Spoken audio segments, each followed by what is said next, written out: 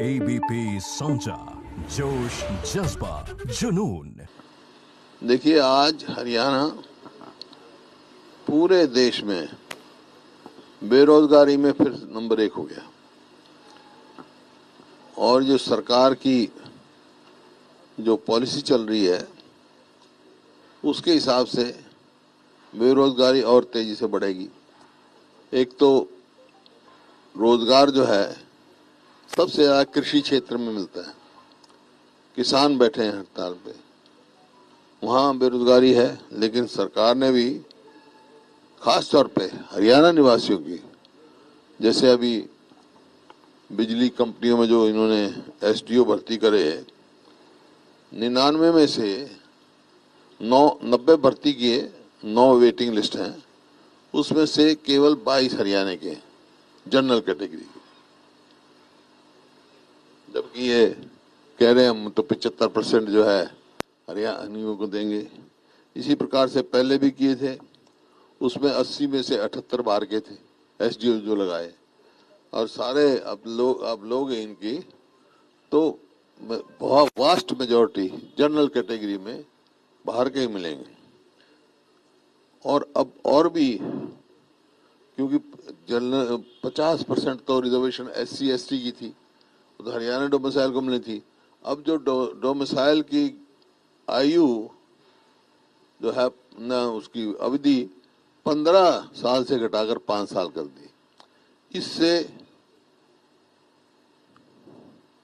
SC और ST हैं उनके ऊपर बड़ा भारी प्रभाव पड़ेगा सर्विसेज में, क्योंकि किसी भी प्रदेश में 15 साल से कम का डोमिसाइल नहीं है।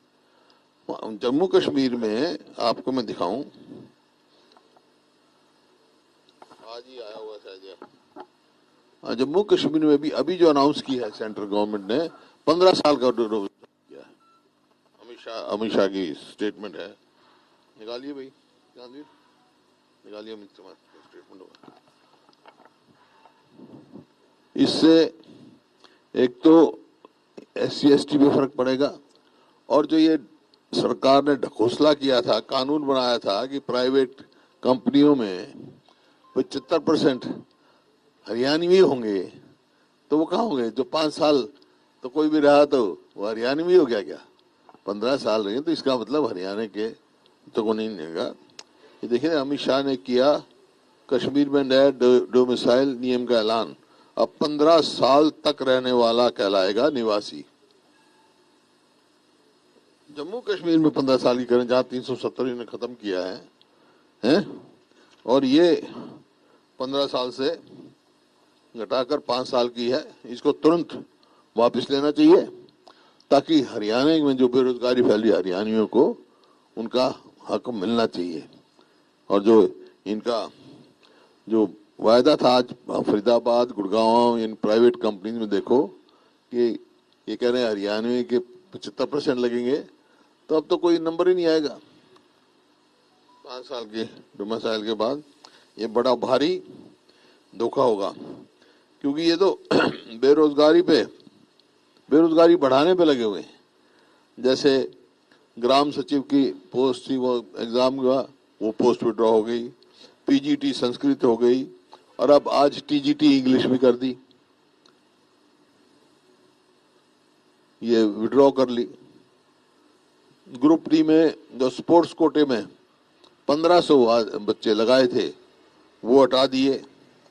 इसी प्रकार से स्पोर्ट्स के जो हमने पॉलिसी बनाई थी, पदक लाओ पद पाओ, उसको भी बिल्कुल इन्होंने निरस्त कर दिया।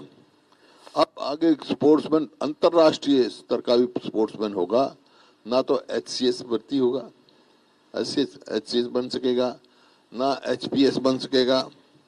अब तो वो 2 ही पोस्ट पे जा सकते हैं स्पोर्ट्समैन के लिए, एक तो जूनियर कोच और एक डिप्टी डायरेक्टर। जो डिप्टी डायरेक्टर भर्ती होगा, वो डिप्टी डायरेक्टर रिटायर हो जाएगा, कोई आगे उसके प्रमोशन के वेन्यू नहीं है। इसी प्रकार से जो हमने पैरा ओलंपिक्स थे, उनको बराबर का वो दिया था, इस पर भी उन्होंने जो है वो कर दिया कि भी पैरा ओलंपिक्स को केवल ग्रुप बी की ही नौकरी मिल सकती है, उससे ऊपर नहीं मिल सकती। तो इस प्रकार से जो डिस्क्रिमिनेशन है ये संविधान के खिलाफ है।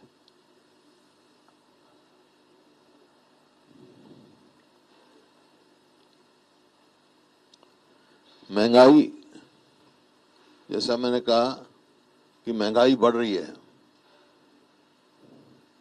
रोज डीजल पेट्रोल के भाव बढ़ रहे हैं। अभी कल बयान आया था मुख्यमंत्री जी का कि हम वैट जो है कम नहीं कर सकते। भाई वो सेंटर के तो इनके हाथ में नहीं, कम से कम अपना वैट तो कम करो।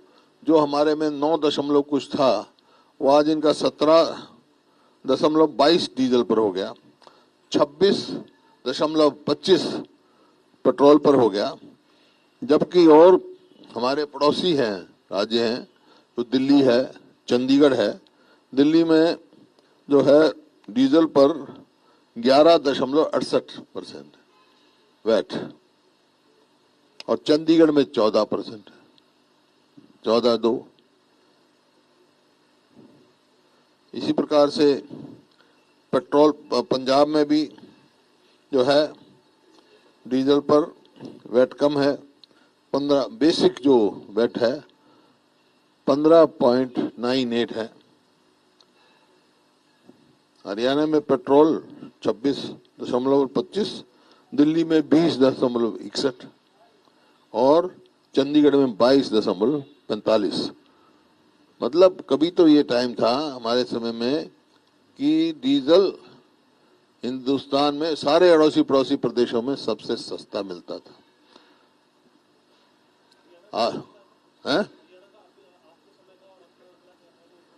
हरियाणा में हमारे समय में जो वैट था डीजल पे वो 9.24 था शायद, अब 17.22 कर दिया, ऑलमोस्ट डबल कर दिया इन्होंने। तो अब इतना बोझ पड़ रहा है, जो महंगाई है वो और ज्यादा बेरोजगारी लाती है, तो इनको तुरंत वापस लेना चाहिए। कोरोना काल रहा है, लोग बेरोजगार रहे हैं, मदद करने की चाहिए और टैक्स पे टैक्स नहीं ठोकना चाहिए इनको, उनकी मदद करनी चाहिए इनको।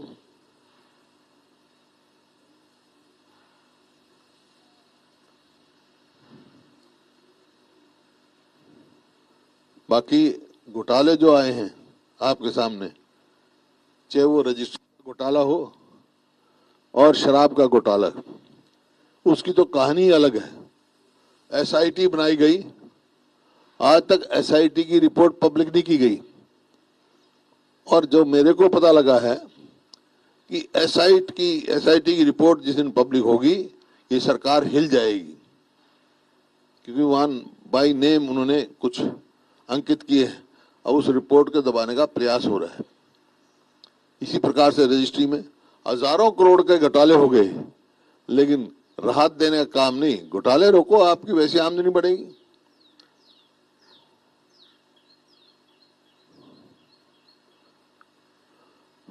और इतने दिन से किसान बैठे हैं, तो मेरा सरकार से ये आग्रह है कि बहुत लंबा आंदोलन चल गया और अन्नदाता इतने दिन से घर से बाहर बैठा है, तो ये देश का नुकसान होगा। बोता तो अकेला किसान है, खाता तो पूरा हिंदुस्तान है। तो केंद्र सरकार को 2 कदम आगे बढ़कर उनसे बातचीत करनी चाहिए और इसका निपटारा कराना चाहिए, नहीं तो ये बड़ा भारी देश का नुकसान है। अब समय आ गया केंद्र का सरकार को स्वयं 2 कदम, 2 स्टेप फॉरवर्ड, बैकवर्ड की जरूरत नहीं है।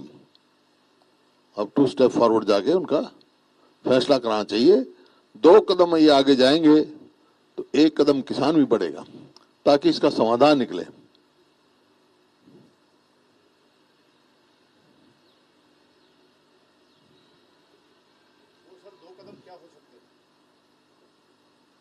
बातचीत से निकलेंगे। वो तो कदम कह रहे हैं, किसानों के हित के फैसले करो, किसानों की मांग पूरी करो। ABP Sonja, जोश जज्बा जुनून। ABP Sonja, जोश जज्बा जुनून। और बेरोजगारी का तो ये हाल है, कोई 1.5 लाख के करीब जो सैंक्शन पोस्ट है हरियाणा गवर्नमेंट की, वो भी खाली पड़े हैं, उनको भी भरने का प्रयास नहीं किया जा रहा। 1.5 लाख के करीब। हाँ, क्या पूछे थे हम?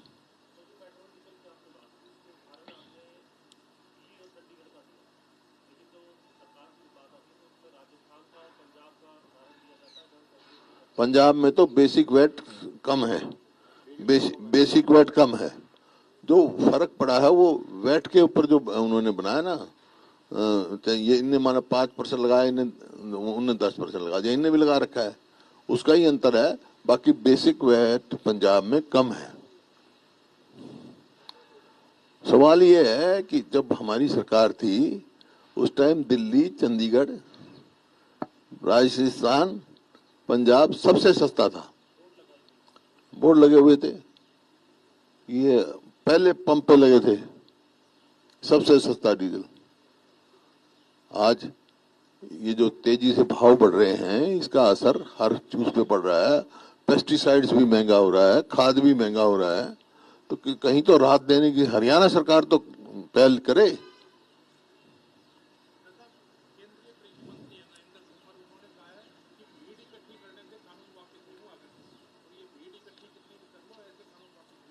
ये तो कई बार हमने सुन लिया, वही मैंने कहा अब central government should step two steps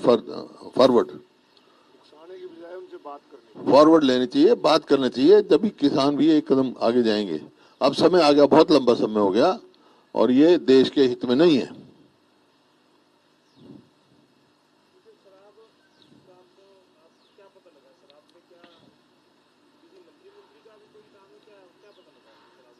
देखिए, उन्होंने कुछ नाम अंकित किए हैं, ऐसे नाम हैं जो, हाँ, जब कोई, मैं बता रहा हूं कि जो एक्साइज डिपार्टमेंट वगैरह के जो किस तरह लेन देन हो गए, पैसे ट्रांसफर होता था, वो तो काफी वो है। वो तो देखो, मैं अभी यूं नहीं कहना चाहता क्योंकि वो सरकार ने पब्लिक नहीं की रिपोर्ट। मेरी मांग यही, पब्लिक करो, उसमें बहुत सारी ऐसी बातें हैं। मैं आज भी कह रहा हूं, यूं की रिपोर्ट पब्लिक करो, देखते हैं फिर कैसा होगा, क्या होगा। ये रिपोर्ट लेते हैं और मेज के नीचे दबा देते हैं। इसी तरह जब यहां आंदोलन हुआ था तो रोज ये बयान आते थे, प्रकाश सिंह कमेटी की बिठाया, उसकी रिपोर्ट कहां है? उसकी रिपोर्ट आज, क्योंकि पूरी तरह से प्रकाश सिंह ने सरकार को दोषी ठहराया, वो रिपोर्ट कहीं मेज के नीचे चली गई। इसी प्रकार रजिस्ट्री के जांच क्यों नहीं करते? इसी प्रकार धान का घोटाला हुआ था, मतलब कोई भी जांच और उसकी रिपोर्ट पब्लिक में नहीं आ रही है। क्या कारण है? कानून व्यवस्था की तो कहने की जरूरत ही नहीं। ऐसा प्रतीत होता है कि हरियाणा में सरकार ही नहीं है, कोई फ्री फॉर ऑल चल रहा है। रोज कोई ना कोई मर्डर, डाके, चोरी, रोज का काम हो गया।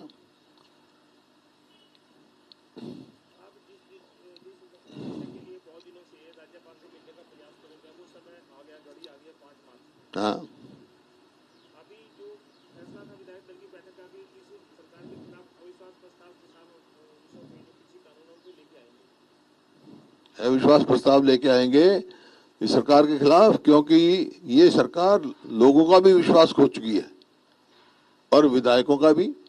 2 विधायक जो इंडिपेंडेंट विधायक थे, जो इस सरकार का समर्थन कर रहे थे, वो विड्रॉ कर गए।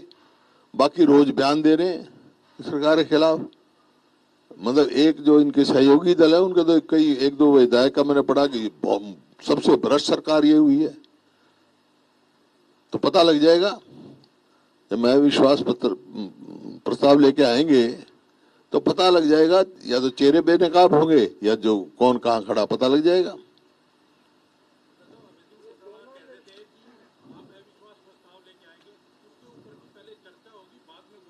चर्चा करेंगे। क्यों?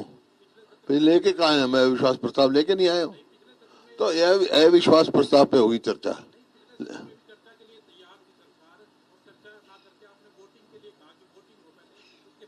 अविश्वास प्रस्ताव कोई नहीं लेके आए थे हम पिछले।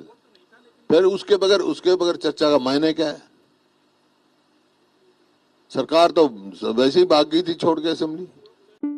एबीपी साझा, जोश जज्बा जुनून। एबीपी साझा, जोश जज्बा जुनून। उसका विरोध किया, कानून की क्या जरूरत थी? हम चर्चा तो जब करें ना, हम इस पर अविश्वास उस पर तो चर्चा जब हो रही, जब उस पर कोई हम अमेंडमेंट कर रहे हो, हम तो कर रहे थे सीधा वापस लो। उसी बात पे वोट मांग रहे थे हम।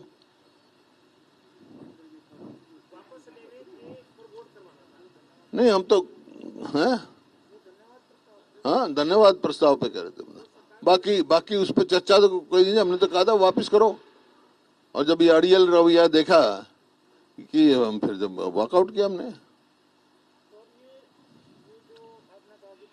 और इसी वास्ते हमने फैसला किया अविश्वास प्रस्ताव लाएंगे।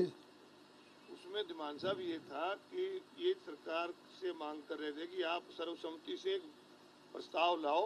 हाँ, हम केंद्र सरकार को भेजते वापस। बात तो ये थी, वो पहले कह रहे थे कि इस पे चर्चा करो, उस पे चर्चा की तो कोई बात ही नहीं थी। स्टेट का तो इश्यू ही नहीं था वो। चर्चा का तो इशू नहीं था वो।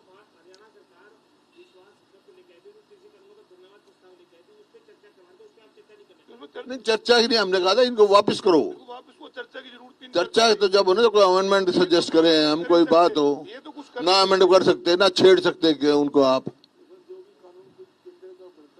केंद्र के कानून में अमेंडमेंट कर सकते हो क्या? आप चर्चा ये हो ना, कोई उसमें सुझाव दे सकते हो क्या आप यहाँ असेंबली में? पंजाब ने कर दी, पंजाब ने कर दी, पंजाब ने तो कर दी, हमने तो पहले कर दी थी। हमारे तो एपीएमसी एक्ट में पहले ही है, कॉन्ट्रैक्ट एक्ट के बारे में इन्होंने कम कर दी। मेरे तो 15% था, लेकिन वो इशू नहीं था। इशू ये था, हमारा सीधा मांग ये थी वापस लो।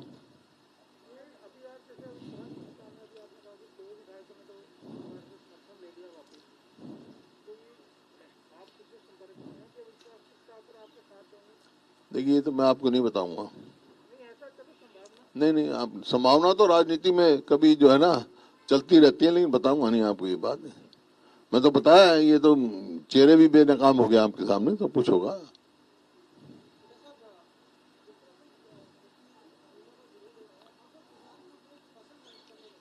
है?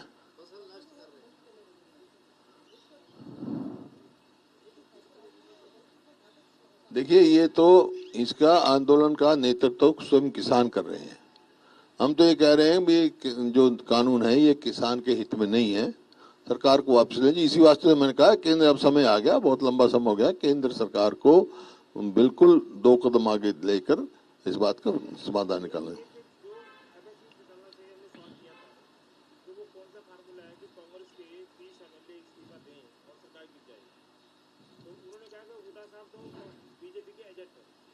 देखिए, कौन है एक वोट से उनके इस्तीफा देने से गिर गई सरकार।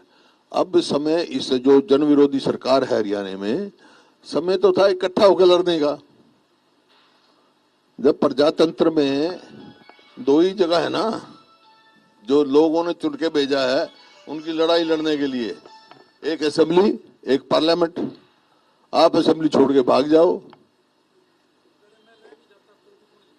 हम बोलते तो लड़ाई तो लड़ते हैं। प्रजातंत्र में तो यही है, विपक्ष का जो काम है वो तो निभाओ अपनी जिम्मेवारी। भाई, आपको लोगों ने चुन के भेजा था असेंबली में, आज समय था कि सरकार को इकट्ठा होकर हम लड़ाई लड़ते। सवाल 1 का, 2 का, 10 का, 20 का नहीं है। सवाल लोगों की आवाज उठाने का है, लोगों के विश्वास जीतने का है। तो इस अब तो वो उनका तो सबको मालूम है। अगर किसानों के इतने हमदर्दी होते हो तो भाई कंडेला में जब गोलियां चली वहां भूना गए तो ये खुद समय विधायक थे, इन्हीं की सरकार थी, क्यों नहीं दिया इस्तीफा उस टाइम? तो ये सवाल इस बात का है कि आज समय इकट्ठा होकर लड़ाई लड़ने का था इस सरकार के खिलाफ। वो अपनी जिम्मेवारी से खिसक गए। या तो ये कहे भाई मेरा परिवार कभी 6 महीने के बाद भी इलेक्शन नहीं लड़ेगा, फिर तो समझता हूं मैं कोई इस्तीफा इन्होंने छोड़ के किसानों की लड़ाई के लिए लड़े। फिर एमएलए का इलेक्शन लड़ेंगे, फिर इसे असेंबली का मेंबर बनना चाहेंगे, इसका मतलब क्या भाई? एबीपी सांचा, जोश जज्बा जुनून।